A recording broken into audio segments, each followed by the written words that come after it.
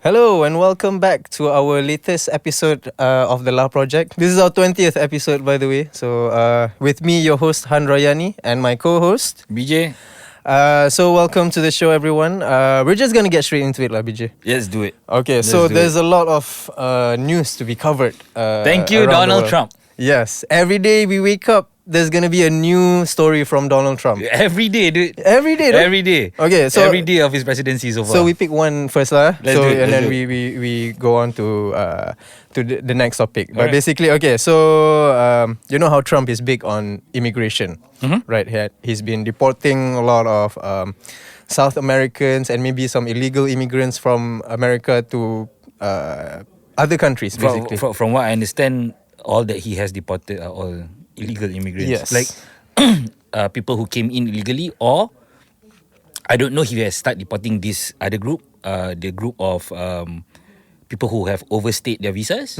Yeah. So I don't know if he's already started deporting them, but I know the first batch of deportees were the ones that have criminal records outside the US, and also might have committed crimes, and then only he's getting to the normal illegal immigrants. I would say most of them were illegal immigrants. However, there are some cases we talked about last week, like Mahmoud Khalil and these protesters that had they either had a student visa or a green card, but it has been revoked because they were a part of the pro-Palestinian protest. Right. So a lot of them have been sent back to their respective countries, sent by ICE.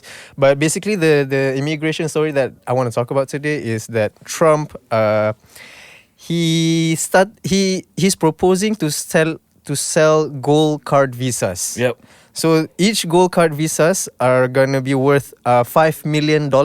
Yeah, and then correct. you get, once you pay that, you get to be basically an American citizen. You get a green card that puts you on the path to citizenship. Correct. Yeah. Yes. Yeah. So I mean, there's only a handful of people that can pay that amount of money, to go to America. Correct. Yeah. So especially $5 million US, which Yeah. is, if we were to turn it into Malaysian terms, is around 20 to 25 million ringgit. Yeah. That's a lot of money. There's a lot of money. Yeah. Yeah, and I wonder if it's even worth it. At this it point, is. to go to the US and then you pay $5 million and then I feel like it is, because before we get to the worth it part, I would like to at least show some examples of how this sort of visa has been implemented. Okay. So the US is only now under Trump trying to implement this visa, these gold card visas, right? So, but I don't know if you know this. I don't know if many of the audience know this, but there are quite a few countries in the world today who have had this kind of visa policy for a while now. Most of these countries, for lack of a better way to put it, are tax shelters. So like, what sort of countries are Saint Kitts and Nevis, the Caribbean countries, Right. Anguilla, but how much the Bahamas. How much would you have to pay for that to get a gold card visa? Okay, the US of course is asking for a lot of money because the US is already a developed country. So there's like 5 million is, if you ask me, adequate in order to buy into being an American. That's a lot of money. It's a lot of money, but you also get a lot by getting an American passport. You essentially, there's no country that you cannot access with an American passport. Right. Right. That's one. And then obviously for America, there is also the added benefit of having a big injection of funds, your cash funds. You get like rich people coming over, Yeah. That is good as well. But as I was alluding to, the smaller countries, especially the Caribbean countries, it goes anywhere from like 250 to 500,000 US dollars in order to buy these countries, you essentially buy citizenship, so you get a passport straight away. Right. In the US, I don't think they're doing it that way. So you're getting a green card, which puts you on the path to citizenship. Basically, accelerates your citizenship process, by about probably 5 to 7 years. something like that. Alright. Typically, it's about 10 to 15 years in order to get citizenship from immigration visa. Okay. You know, so I have a that's question lah. Does Okay. does Malaysia have that sort of program or not people that can, I'm aware of officially. Because I know we have like a 90-day travel visa, so Okay. anyone can just come here to Correct. Yeah. travel and stuff. Yeah. But after that, they're gonna have to go back. So I'm wondering, like, can tourists or people that come here buy a gold card visa or something of the like in Malaysia? In Malaysia. I'm officially I don't think so. But I'm pretty sure if you are an entity or a person, individual that has a lot of that has brought in a lot of foreign investment into Malaysia, then I think you could, to put it in a Malaysian way, kau team, thing lah, you know. And I don't know if you know this, newer one of the newer countries that have implemented this over the last 10 years or so Okay. is the Emirati countries, UAE, Qatar, and So they do that too. yeah, and Bahrain. Okay. Yeah. So, but they have slightly more stringent requirements. So, like Dubai, for example, the UAE, you have to have at least 6 months on top of giving cash amount. You also have to maintain residency for at least 6 months a year in Dubai. Yeah. Okay, that's Yeah, interesting. yeah. Interesting. Yeah. And anyway, while we're on the topic of immigration, Trump has also proposed a travel ban, actually, on 41 countries. Yep. So before this, when he was the president, he declared a sort of like a Muslim country ban. Yeah, there was I think 10 or 11 countries during his first term. Correct? Yeah, so now he's... But most of those countries were war-torn and Right. where terrorists came from. Yeah. Yeah, so in the new 41 countries, he separated 41's a into three sections, basically. Okay. So there's the yellow list, which is, I think they can still travel, but maybe under... More strict requirements. yeah, strict requirements. Alright. And then there's the orange list. Okay. Orange list has 10 countries, yellow list has 22 countries. Alright. And then there's the red list. Okay. So I'm assuming the red Red list list is off Yeah, limits, off limits. So the red list countries includes the likes of Afghanistan, Of course. Bhutan, Of course. Cuba, Iran, Libya, North Korea, Somalia, Sudan, Syria, Venezuela, and Yemen. Yeah, so these 11 countries are on the red list. Yep. Yeah, so I'm... I think most of the countries, that decision was, for lack of a better way to put it, being honest about it, is probably on the urging of Israel. You know, because of how those countries have relationships with the Israelis. Yes. That relationship. Yeah. yeah, so I mean, like... Is Malaysia on any of those? No. I was looking for like Malaysia, but on the yellow list there were two countries that were...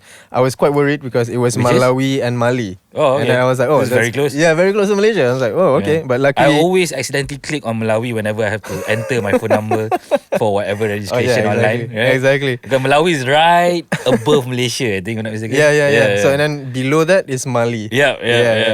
So these countries, 41 countries, they're gonna have probably like difficulties, especially if they want to travel to the US. Yep.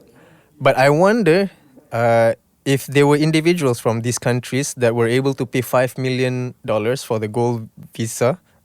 Do you think they can do it? I mean, Because Trump is all about the money. You know what I mean? of course, but I don't think that the gold card visas are an issue of merely, okay, you put up the money and you can get in. I'm pretty sure you also have to give an extensive record of your history, Yeah. especially career-wise and all that, to show that you are not affiliated with any, number one, of course, terrorist organizations, be it from the Middle East or elsewhere. And then, of course, you also have, I'm pretty sure there are also requirements of residency and all that, and how much you'd be paying tax and, stuff but like that. one thing I noticed about these countries, actually they are either communist countries, they are either war-torn countries, or like truly like poor and developing countries. Yeah. So I mean, it's... I mean, they have to, I- they, as in the US, they have to somehow stem the tide of refugees coming in. Yeah. You know? Yeah, I understand. Yeah. So Yeah, but what if, let's say, a person, someone from one of these countries, they grew up in the US, they were born there, Okay. and then let's say they travel back to their home country for holiday or whatever, Okay. and then if they want to come back to the US, it would be a problem because they were from that country. Like originally, their parents were from that country, even though they were like US citizens, but it will be difficult for so many families and so many individuals, who are from these countries, but they've stayed in the US, they've worked there for years, and then Does the US give out birthright citizenship? Like if you're born, you automatically get it, or what's the case? I think if you are born in the US, you are automatically an even though American. you're born to illegal But let's say an immigrants. immigrant, like let's say if I was my family when I was like 2 or 3 years old. Let's say I'm from Malawi, Okay. So and then my parents moved to the US. I wasn't born there, but I grew up there. Okay. I grew up with American culture and stuff like that. I'm pretty much an American. Like you were born there, or you weren't born? I there? weren't born. I Okay. wasn't not born there, but But I you moved there when you I were moved like there when I 2. was like Okay. So and then I grew up there basically. So and then if I go back to Malawi, and then I want to come back to US, it will be a problem. Yeah, it would. The example that the hypothetical that you've just given out, I think happened to a very, very famous YouTuber. Oh. This was, I think, a year or two before the pandemic. Have you heard of this guy, David Dobrik? Oh yeah, yeah. Of course you have, right? Yeah, yeah. Yeah, so he's one of the biggest vloggers on YouTube once upon a time. He was an illegal immigrant. Really? Yeah, he was Where was he from? Serbia. No way. Yeah, he's Serbian. Dobrik. Yeah. Wow. Yeah, so his family immigrated to the US during the Serbian War. Okay. Okay. When Kosovo was under attack and all that. This was, I think, in the late mid 90s around there. Right. And he, like the example you gave, I think he was like 5 when his family emigrated to the US. They emigrated to Chicago, Okay. Illinois, but he was because Obama had this program called the DACA program, Okay. or Dreamers, Right. if you heard of this. So Dreamers are basically people that in the situation that you highlighted, where they were not born In the in the US per se, but have grown up most of their life in the US. And these people under the Obama administration, although Obama was also deporter in chief, he also gave these people through the DACA Act.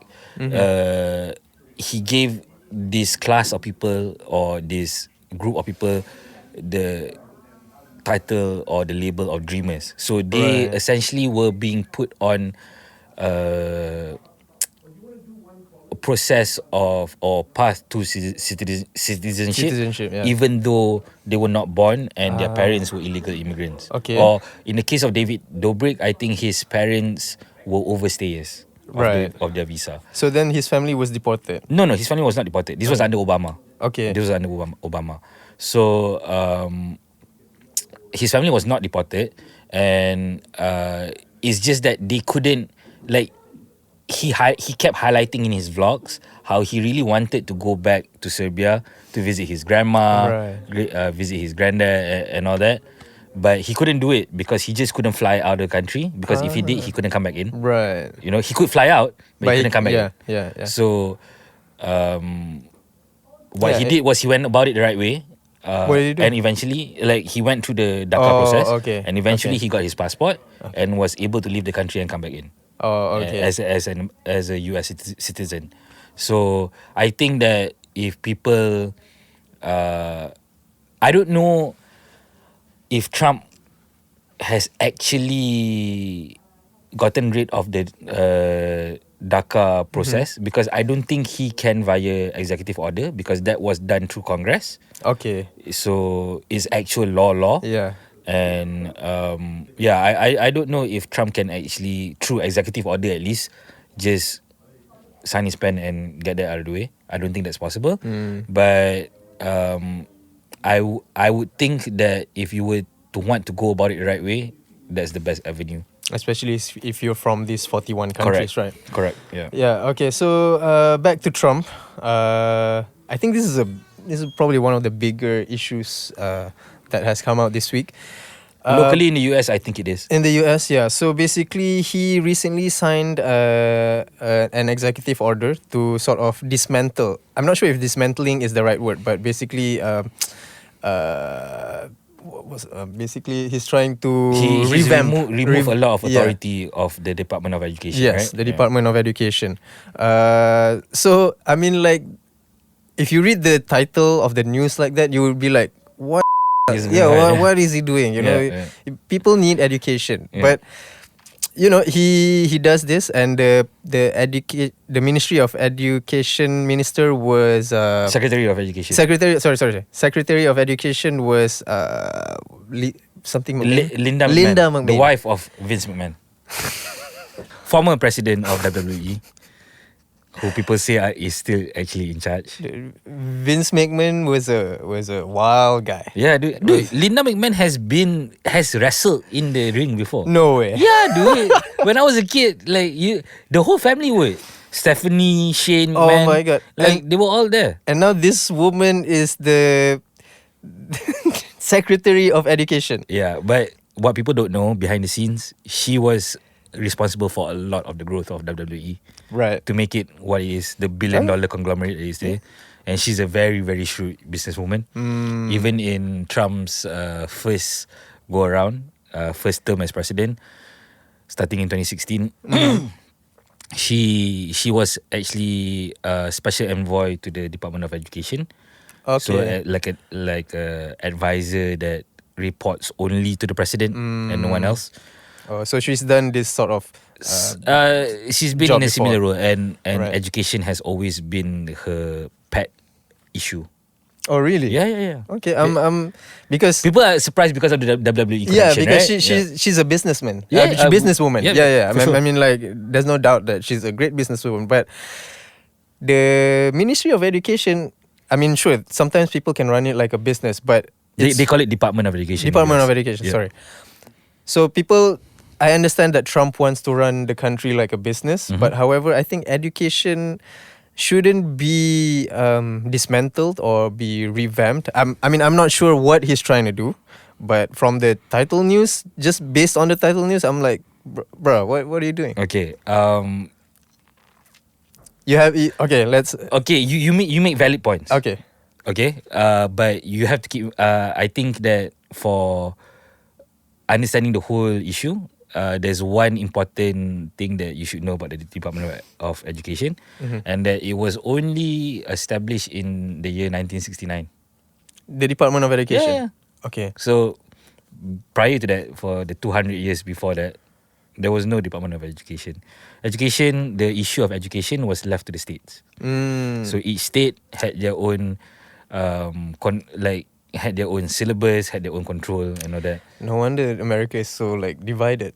You know what I mean? Because I mean, back then each state would like teach their own curriculums, teach their own history and stuff like that. While yes, in theory it seems like that because like the decision is given up to the states and all that. However, things like STEM subjects, right? Yeah. Science, technology, and electronics, maths, and maths, engineering and maths. Engineering, yeah. So these are, you can't really, how do you say? You can't really differ in your teachings when it comes to STEM. You understand what I mean? What do you mean?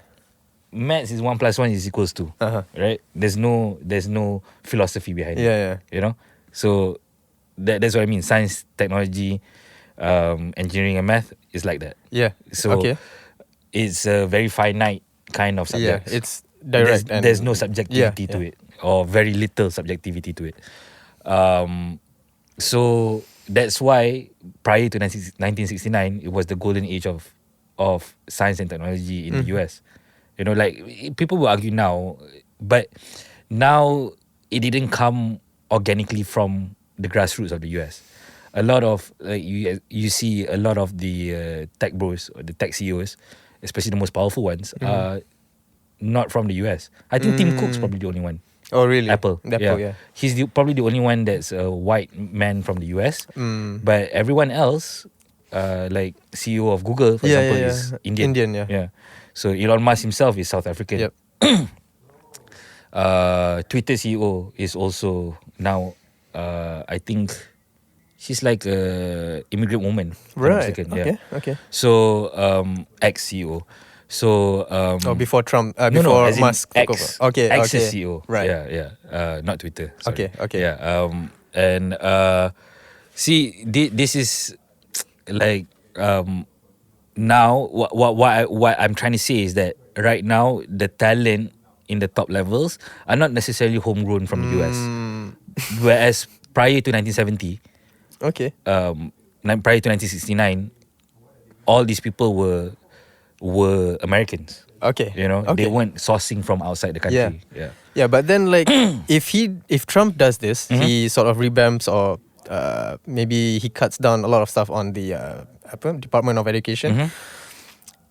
In the future, if like Americans are not as academically minded or they don't focus so much on education. Okay. There's gonna be even more immigrants in the future that will eventually become the new tech bros or the new CEO or the new, like Musk, for example. So America, if they sort of dismantle the Department of Education, it's only going to make the US rely more on other international countries, or at least people from these countries that are probably exceptional enough to come work in the US and be successful. Maybe, but also maybe not. Like it's not a clear path to that. You know, like a lot of things can still happen. Firstly, of course, is that Trump, despite what the headlines say, he cannot actually dismantle or dissolve the whole government department himself, because number one is because, like I mentioned earlier, the Department of Education was established by Congress. Excuse me, was established by Congress. So it would take another act of Congress that requires 2/3 majority in order to completely dismantle it. So what Trump has done with his executive orders is essentially limit the powers of the Department of Education, and he's doing essentially what he did with the whole abortion issue. Is that he said that there's not going to be an abortion ban. He's not in favor of having an abortion law federally that governs everyone, every single state. But he's also not in favor of having an abortion ban that says that you cannot have an abortion at all. So what Trump has done is that, look, there are differences between people that live in Alabama, the people that live in Kansas, and the people that live in, for example, New York and California. Okay? So Californians, some of them are okay with drag queens and transsexuals teaching kindergarten and elementary school classes. However, people in Alabama, people in Texas, Tennessee are not going to be so receptive towards something like that happening. So essentially that is what Trump is doing. Like, okay, I'm giving you back the power. Okay? I'm giving back the power to the states, and the state can decide. Like the people of the state, you guys decide. Like, okay, similar to the whole abortion thing. Okay, if you cannot have, if you can't have an abortion in Tennessee, for example, Tennessee does not allow abortions, and this is an extreme case because all US states, almost all US states, have some kind of abortion law. They limit the term in which you can actually go and get an abortion. So you can't get an abortion more than, say, 3 months within pregnancy or something like that. So different states have different requirements. Okay. So which is logical if we want to talk about abortion. Like, you can't be letting people have abortions at 7 months pregnancy. You know, like if you didn't want the baby, you should have decided way before that. Okay. And yeah, so that's the thing. Whereas like California, Wisconsin, the state of Wisconsin allows post-birth abortions. Do you know this? Like the baby's out and you kill it. No way. Yeah. Where? No joke. Wisconsin. Really? Yeah, and there's a blue state, the bluest state. All this, yeah. Wait, it's a Republican state and they... No, blue, Democrat. Democrat. Yeah. Right. Okay, These are okay. these kind of like Democrats are pro-choice, right? Yeah. They're actually pro-abortion. They're not pro-choice. Because if you're pro-choice, you leave the choice up to the mother or the parents. Yeah. Like, if the mother decides I don't want to have an abortion, that is her choice. Yeah. So it's a pro-choice thing. Yeah, same thing. Like for me, I'm also pro-choice. Like pro-choice to an extent. Yeah. Like after 3 months, if you're going out and trying to get an abortion, what's wrong with you? Yeah. You know? That's pretty much like a living being. There's not pretty much. There is a living being. Yeah. I'm not saying it's not a living being before then, but people get pregnant not just willingly. Okay, rape can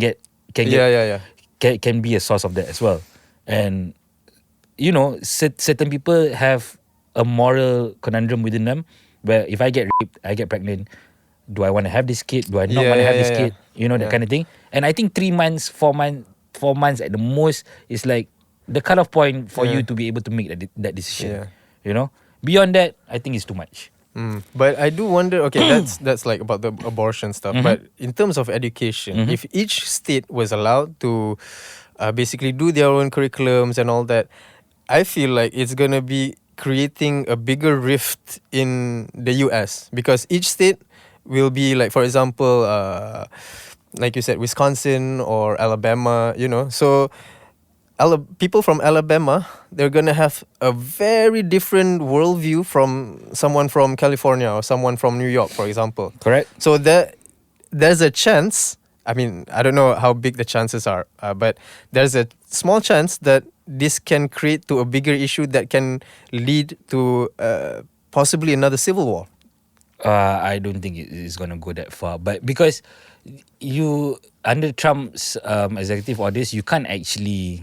I don't think there's actually a provision for the states setting their own curriculum. Like I said, the whole dismantling of the Department of Education thing is not an actual thing. So they're not going to dismantle the whole department. But it's more like... what I was reading earlier, it was more of the issue of personnel, like teachers and all that, is involving the teachers' unions and all that. So I think what I think is actually happening is that Trump is trying to limit the exposure to transsexual, like all this queer stuff happening in school. I think that's the big issue. He's trying to curb that. He's trying to curb that. Okay. Yeah. So like putting all these textbooks in elementary schools, Yeah. Like, why do 8-year-olds need to learn about masturbation? They don't. Okay. They don't. Like,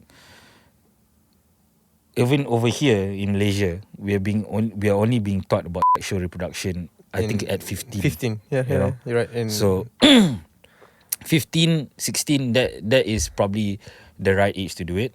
But a big complaint, especially amongst the parents of school-going children nowadays in the US, is that they don't want to have other people teaching their kids about sex. Exactly. I understand. About gender equality and all that. Like, why does that need to be in the hands of the teachers? Okay, and on top of that, when it comes to like gender reassignment, right? Do you know that in states like California, the parent has no say? Really? So it's all if 100% the child, choice? If the child goes to school, tells the teacher, for this example, let's assume that this child is male. Okay. Born male, biological, okay? Penis and everything. And he's 6 years old. He goes to his teacher and says, I'm a girl. And then next day he comes, I'm a girl. For, say, this last 2 weeks. And then the teacher's like, are you a girl? Do you really feel like a girl?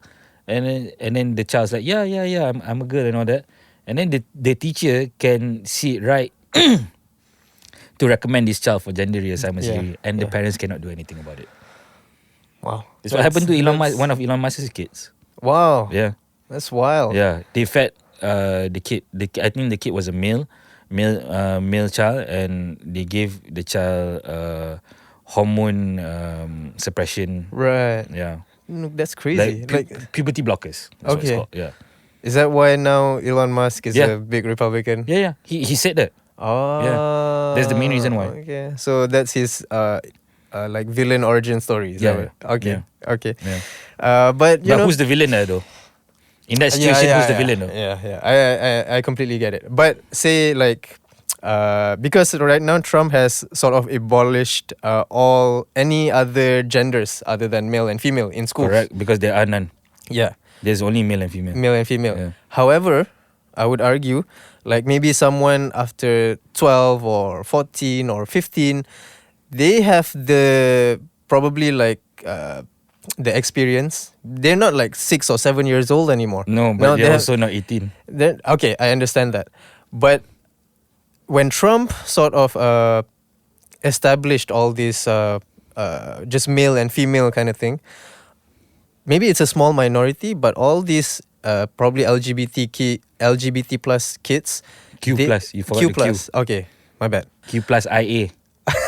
Okay, I'm just being LGBTQ plus IA. IA, yeah. Okay, so these minority group, they would have a hard time trying to fit in, because like when Trump sort of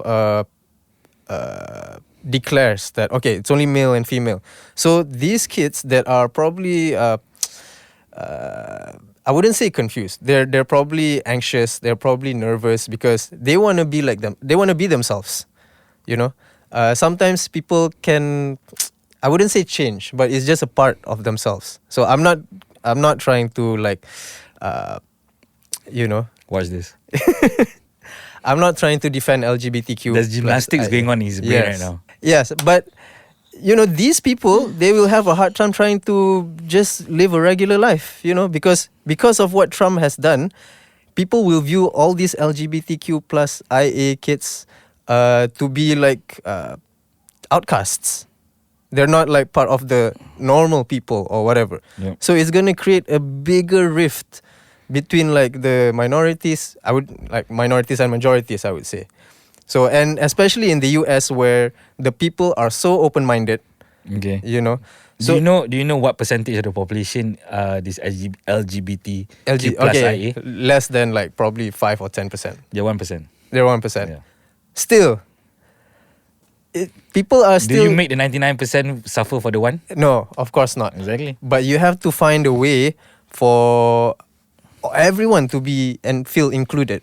While that is the ideal Scenario. is not the reality scenario.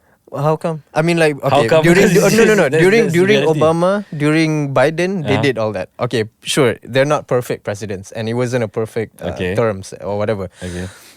But But they during showed that. Biden, they declared Easter as National Trans That- Rights Day. That's ridiculous, though.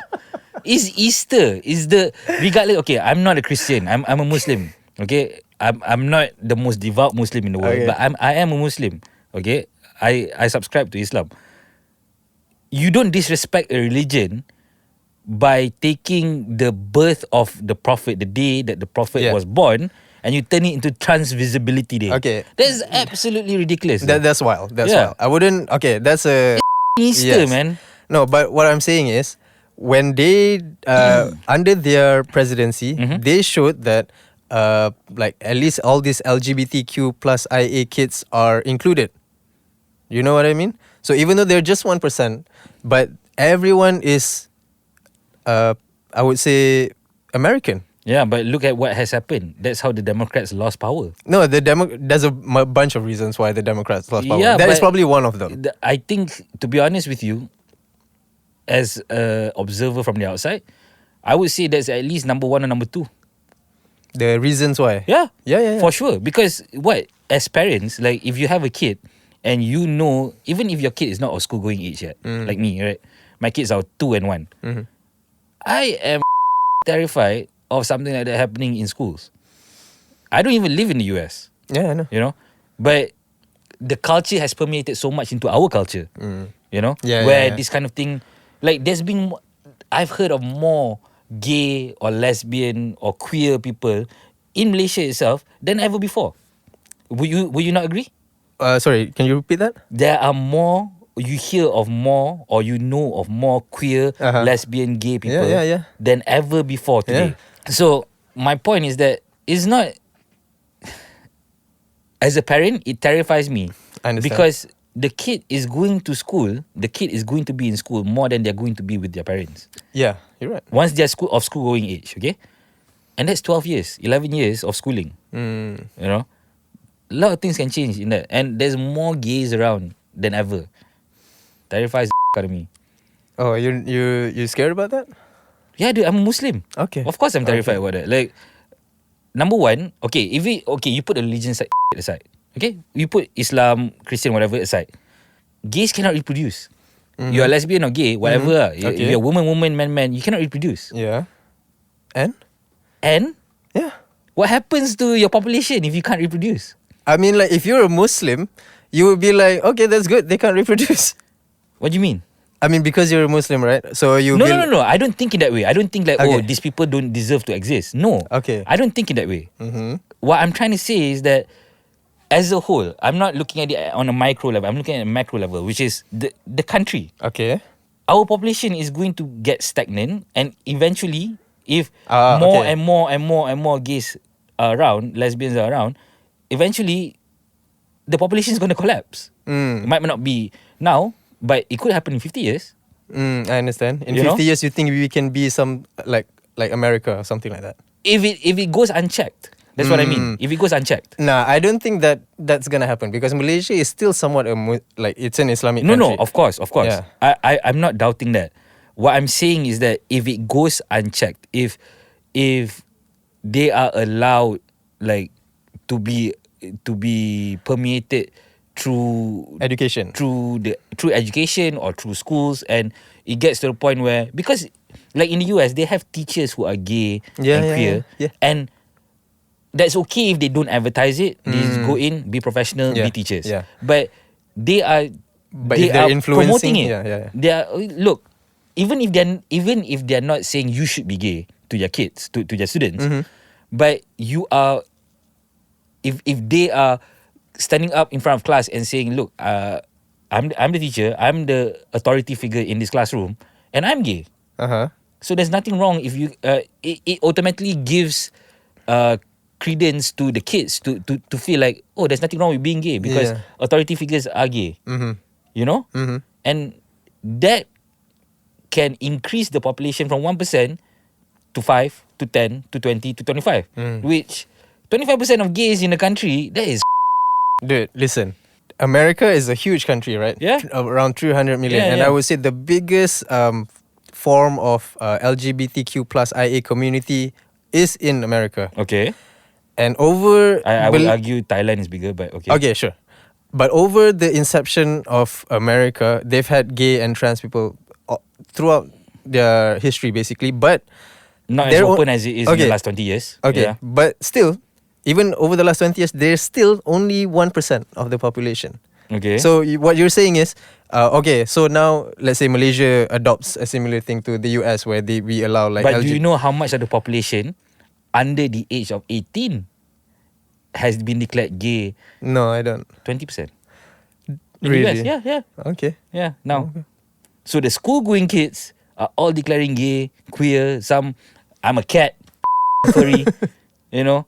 There's a school in, I think it was Glendale, California, who actually had to put a human-sized cat litter in their toilets because some of the students say they want to in the litter. How is that acceptable, though? No. It sounds funny, So literally- but it's happening. No, but so literally there will be students that would squat Yeah. on the Yeah. kick. You might be Oh laughing my because God. you're hearing about this for the first time. Yeah. But I've been hearing about it all over the last 4 years. That is crazy. Nuts. And that's why the Democrats lost the election. Oh, Because parents are terrified of that. Dude. They want their kids to grow up normal. I understand. Okay? I Like, understand. okay, if you're 21, 23, decide that you are gay, have at it. Okay. If you're 21, 25 years old and decide you want to cut off, have at it. Okay, I have a question for you. But not you. It's the same thing as grooming. Okay, It's the I understand. same I thing as understand. grooming. I understand. If you ask me. Okay. And that's my issue with it. You cannot groom a minor for whatever purpose, whether you're straight or gay. Okay, I have a question. That's wrong. Hypothetical question for you. You have 2 daughters, right? Yep. Let's say in 20 years from now, they're adults Okay. at this point, and then they say to you, "Oh, Dad, I'm actually bi or Okay. I'm trans or Okay. whatever." How would you react to that? Mind you, they lived in Malaysia all their life. Mhm. They're not in like an American institution where Mhm, they mhm. would have like gay teachers, teaching them. But in 20 years, through her experiences in life, she says to you that, "Oh, Dad, I'm actually a lesbian or Okay. I'm a trans or whatever." How would you react to that? I Because wouldn't be happy about it, lah, obviously. okay, Like, but there's this, you'll still accept them. of course, no, I'm not gonna disown my kids, but I know of someone that has gone through something like that recently, and the child actually broke up with the Partner. with the gay partner, and you know, like, seems like the child has the it's not even a child, like that person is like 20 plus already now, Okay. but has, you know, dispense with that. Like, that person had a phase for like a couple of years where they thought they were like that, but okay. eventually, you know, it goes away. And to be honest, that happens a lot, especially amongst girls. Especially amongst girls. I've That read. happens a lot. I have read like a few Or even articles. teenage males stuck in the same in a all male school. That happens a lot as well. People don't talk about it. In Malaysia, Wait. all male schools, Uh-huh. they have a lot of gay Yeah. things happening, but Yeah, they're not yeah, gay. It's just that there are no women around, you know. Unfortunately, like, people don't talk about this because it's a sensitive issue, but it's the Yeah. truth. I know of certain schools, I don't want to mention which schools, but you're laughing because you know which school. yeah. Yeah. So that happens, you know, boarding schools especially, all male yeah. boarding schools or Yeah. all female boarding schools, Yeah. happens. But eventually, you know, they grow up and it's a tale that happened, an adventure that happened Okay. when they were teenagers. That's all Okay. it was. Then do you think that boarding schools in Malaysia should No. See, that is not an issue for me because that's not happening with authority figures. When you see the leaders in your community, the teachers are leaders in your Yeah. community, and you see them being gay and exposing that to the kids that don't know head or tail yet, that's an issue because you are teaching the kid, oh, it's fine to be this way. You know? Whereas in the whole boarding school situation that I was saying, it happens amongst peers. So like, okay, I'm experimenting, this person is experimenting, let's experiment together, you know, that kind of thing. Fine. But they have autonomy to decide because it's a peer. Yeah. They have an autonomy to decide, okay, I'm not for this. I've tried it, I'm not for this. This is not something I like, you know. But if it's an authority figure, like, especially if it's someone they look up to, like their favorite teacher in school, Right. who is a great teacher. You know, I'm not saying that if you're gay, you're not a great teacher. But that's the issue. If you are a great teacher and you're gay and you expose or showcase the fact that you're gay to your students are going to be like more and more normalized to it. Sure. And So, that is wrong, if you ask me. okay, but you know what else is wrong? Denying work opportunities for LGBTQ plus Agreed. IA Agreed. just because on the fact that they are the way they are. I Agreed. think that's wrong. Agreed. I feel like, okay, let's say a person like who's gay goes for an interview to be a teacher, Okay. and then he's a great teacher and all everything. He has all the right qualifications and all that, but then As they long found as he out. or she doesn't show that she's gay openly in school, that's fine. With me lah, at least. Okay. You know, I know other people have different views on it, but like I said, my issue is the fact that an authority figure is showcasing the fact that a queer lifestyle is okay, and that's not okay. At least in Malaysia. Anywhere you can't do it. You can't do it because the whole point of being in a relationship, a heterosexual relationship with someone, eventually is to procreate. You know, I understand.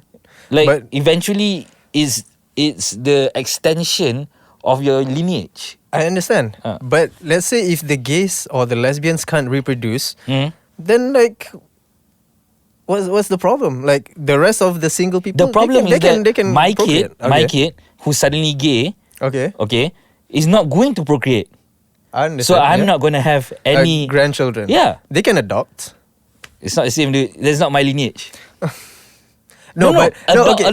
I'm not saying adopting is wrong. Okay. Okay. We are conflating a lot of issues here. Okay. Okay. My issue is simple. Is the extension of your Okay, lineage. if that is the issue, Procreation. if that is the issue, right now we have modern technology where guys, they can just jerk off into a cup, and the ladies can just like get their eggs, Correct. and then they can just create a human embryo from at that point without having the need to like you know what I mean, like to, in order to procreate they need to have sex. No, they can adopt, or they can do like Okay, number one, surgeries. that is not a foolproof way to do it. Like, I think even IVF has like less than 25-30% success rate. So Yeah, it's yeah. not a foolproof way. Yeah, yeah. Okay, I'm not saying that having sex is a foolproof way to get kids either.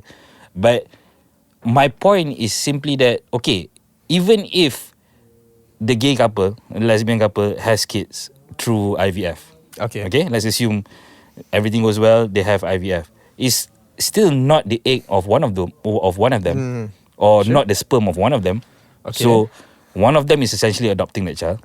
Okay, but you can get like hormonal injections or hormonal surgeries where you can sort of I mean, I'm not sure if you know about this, but there have been cases where gay couple, one of them did a hormonal therapy or whatever. I'm not an expert in this issue, but they were able to have babies, and one of them were able to be pregnant, and male. both of them were both biologically males. That's not true.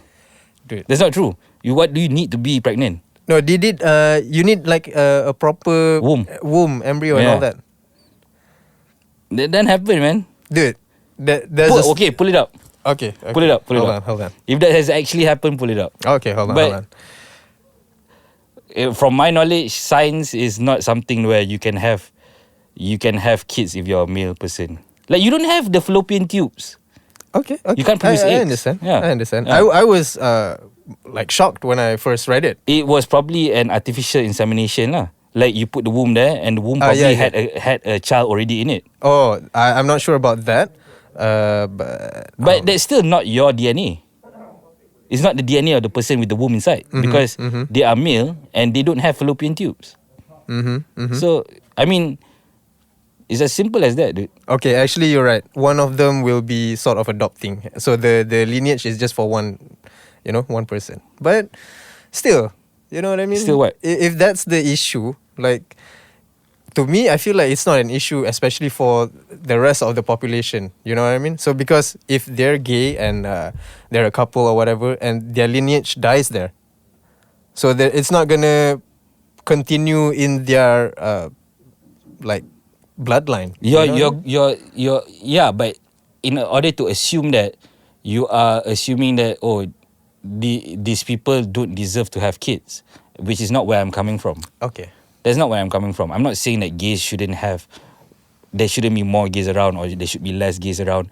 I'm not at all talking about any of that. What I'm purely saying is that the authority figure, it cannot be normalized to be gay, to be queer, to be LGBT. It shouldn't be normalized. Okay. It shouldn't be more than 1% of the world's population that are queer.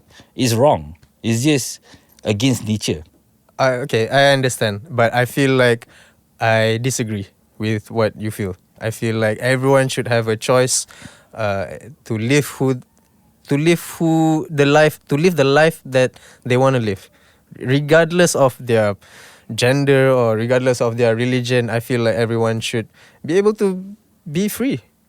You know, especially in America. Maybe not in Malaysia. You know, Malaysia is still somewhat an Islamic country, but in the US, maybe. I don't know, man. All humans are the same, and I feel like it's just wrong. Like, less like the declining of a population it leads to other problems that we are not exposed to today, but that have happened before in history. And the reason why people like you yourself have this stance is because you don't feel the negative effects of it. Sure. And you'll probably not feel the negative effects of it for the next 20-30 years, because the gays are happening in the generation below us. That's where it's permeating to the point where it's getting normalized, and that's the issue. Okay, that's. I think we can agree to disagree. And unfortunately, we don't have enough time. Perhaps we can continue this in future episodes. But thank you guys for watching this episode with us. We hope you guys enjoyed it. And as usual, like, comment, subscribe. If you have any questions or if you have any topics that you think we should talk about, do let us know in the comments. And BJ, you got anything else to say? Nope. Like, comment, subscribe. Let us know, and let us know how you feel about these gay people, man. Like I think it's a topic that has been deemed too sensitive in Malaysia, and I think we should, at the very least, talk about it. Like you see here today, Han and I both have very differing views on this topic, but it doesn't mean that we can't be friends, and it doesn't mean that I cannot respect his point of view. I think it's wrong, but from his life experiences, I guess, he deserves to have the point of view that he has. I feel the same way. So I mean, it's at the very least, we should talk about it, because not talking about it will create the biggest divide. I feel like you're right. You know, like we will end up hating the other side. And we don't want that to happen. Exactly. We live in a community. Let's tolerate each other. Let's talk about it. You know. Yeah, let's talk about it. So say hi to your gay neighbor. You know what I mean? They don't have one. All right, thank you guys for watching. We'll see you in the next episode. Ciao. Ciao. Let's go.